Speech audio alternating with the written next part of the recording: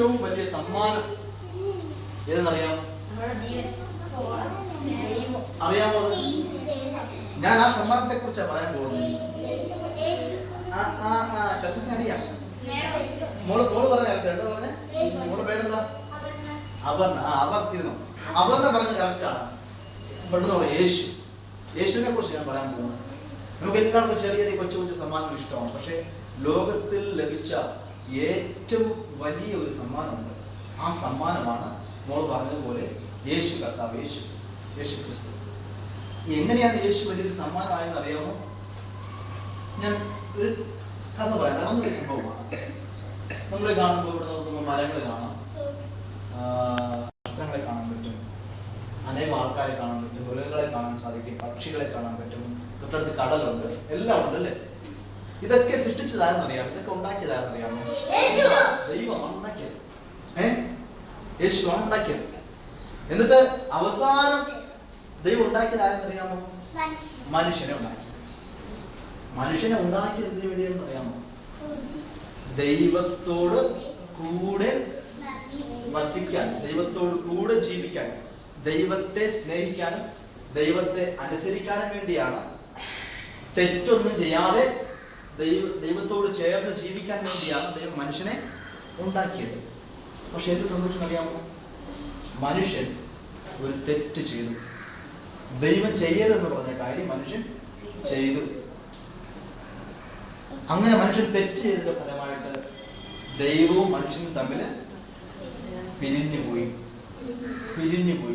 പിന്നെ മനുഷ്യന് ദൈവമായിട്ട് ബന്ധമില്ല, അകന്നുപോയി, പിരിഞ്ഞുപോയി. ഇപ്പൊ മനുഷ്യൻ അങ്ങ് ദൂരെയാണ്, ദൈവം അങ്ങ് ദൂരെയാണ്. ദൈവം ഇല്ലാതെ നമുക്ക് സന്തോഷം എന്തെങ്കിലും ഉണ്ടോ? നമുക്കൊരു സന്തോഷമില്ല. നമ്മളെ ഉണ്ടാക്കിയതാരാ? പക്ഷെ നമ്മൾ തെറ്റ് ചെയ്ത് പാപം ചെയ്ത് ദൈവത്തിൽ നിന്ന് നമ്മൾ എന്ത് ചെയ്തു? മാറിപ്പോയി. നമ്മളെല്ലാം തെറ്റ് ചെയ്യുന്നവരല്ലേ? തെറ്റ് ചെയ്യാത്ത ആരും കൊണ്ടോ ഇവിടെ? നമ്മളെല്ലാം തെറ്റ് ചെയ്യുന്നവരല്ലേ? നമ്മൾ ഒരുപാട്, ഒരു തെറ്റൊന്നുമല്ല, ഒരുപാട് തെറ്റുകൾ ചെയ്യാറുണ്ട് അല്ലേ? അപ്പൊ ഓരോ തെറ്റും ചെയ്യുന്നതനുസരിച്ച് കൂടുതൽ ദൈവത്തിൽ നിന്ന് മാറിപ്പോയിക്കൊണ്ടിരിക്കും. അങ്ങനെയായിരുന്നു. അങ്ങനെയുള്ള ആൾക്കാര്, അങ്ങനെ തെറ്റ് ചെയ്ത് പോയ ആൾക്കാർ എവിടെ പോകുന്നറിയാമോ? സ്വർഗത്തിൽ പോകും. തെറ്റ് ചെയ്ത് നരകത്തിൽ പോകും. നരകത്തിൽ എന്തെല്ലാം ഉണ്ടെന്ന് അറിയാമോ? എന്തൊക്കെയാണ് നരകത്തിൽ? ഡ്രാക്കുളയുണ്ട്, പാമ്പുകളുണ്ട്. ഡ്രാക്കുളയും പാമ്പുകളും നല്ല കോമ്പിനേഷൻ. വവ്വാലുണ്ട്, തീയുണ്ട്, അവിടെ പുഴുണ്ട്. പിന്നെ അവിടെ ഭയങ്കര ഇരുട്ട. പിന്നെ അവിടെ കഴിക്കാൻ വല്ലതുണ്ടോ? ചിക്കൻ ബിരിയാണി വല്ലതും ഉണ്ടോ? അവിടെ കിട്ടുമോ? കിട്ടത്തില്ല. കഴിക്കാനൊന്നും കിട്ടത്തില്ല. കുടിക്കാൻ വെള്ളം പോലും അവിടെ ഇല്ല. അപ്പോ എപ്പോഴും രാത്രി പോലെ ആയിരിക്കും. തീയുടെ ചൂട് എപ്പോഴും നമ്മൾ അനുഭവിക്കാം. അങ്ങനെ നരകം ഏറ്റവും ഭയാനകമായ ഒരു സ്ഥലമാണ്, ഏറ്റവും ഭീകരമായ ഒരു സ്ഥലമാണ്. തെറ്റ് ചെയ്യുന്നവരൊക്കെ എവിടെ പോകണം? നരകത്തിൽ പോകണം. അങ്ങനെയെങ്കിൽ തെറ്റ് ചെയ്ത് നമ്മളൊക്കെ എവിടെ പോകണവരാ? തെറ്റ് ചെയ്ത നിങ്ങൾക്ക് എവിടെ പോകണവരാ? നരകത്തിൽ പോകാനുള്ളവരാ. അങ്ങനെ സ്വർഗത്തിൽ പോകാൻ പറ്റത്തില്ല. ഇങ്ങനെ ഇതുള്ളത് തെറ്റ് ചെയ്തിട്ട് സ്വർഗത്തിൽ പോകാൻ പറ്റത്തില്ല.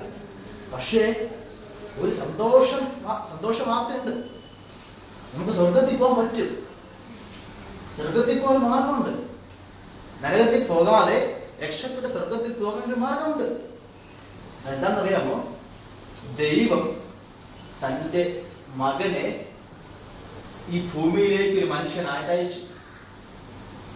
അങ്ങനെ ദൈവത്തിന്റെ മകൻ ഒരു മനുഷ്യനായിട്ട് ഈ ഭൂമിയിലേക്ക് വന്നു.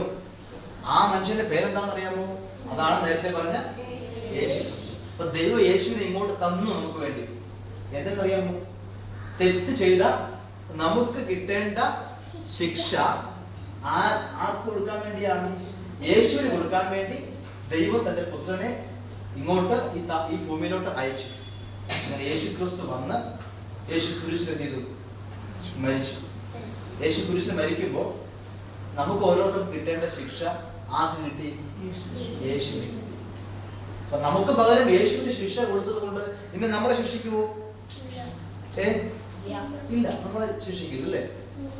അപ്പൊ നമ്മൾ രക്ഷിക്കാൻ വേണ്ടി യേശു കുരിശിൽ എന്ത് ചെയ്തു? മരിച്ചു. നമുക്ക് വേണ്ടി മരിച്ചു. എന്നിട്ട് യേശുവിനെ ഒരു കല്ലറയിൽ അടക്കം ചെയ്തു. പക്ഷെ യേശു 3-ാം ദിവസം എന്ത് ചെയ്തു? ഉയർത്തെഴുന്നേറ്റു. യേശു ഉയർത്തെഴുന്നേറ്റു, ജീവനോടെ എഴുന്നേറ്റു. യേശു ഇന്നും എന്ത് ചെയ്യുന്നുണ്ട്? ജീവിക്കുന്നു.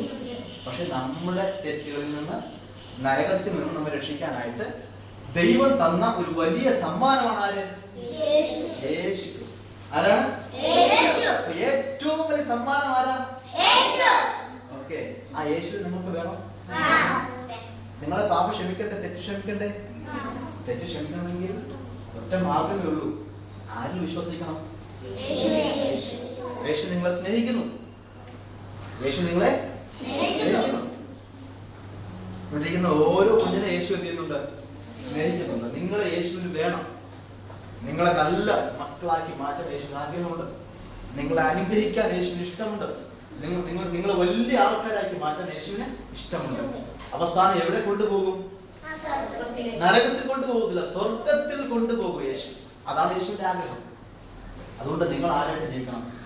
യേശുവിന്റെ മക്കളായിട്ട് ജീവിക്കണം. അപ്പോ ഇന്ന് ഇവിടെ ഒരു ചെറിയ സമ്മാനമാണ് കിട്ടാൻ പോകുന്നത്. ഈ സമ്മാനം വാങ്ങുമ്പോൾ നമ്മളൊരു കാര്യം ഓർക്കണം. ഇതിനേക്കാൾ ഒരു വലിയ സമ്മാനം, ഇതിനേക്കാൾ എത്രയോ വലിയൊരു സമ്മാനം ദൈവം നമുക്ക് തന്നു. അതാരാണ്?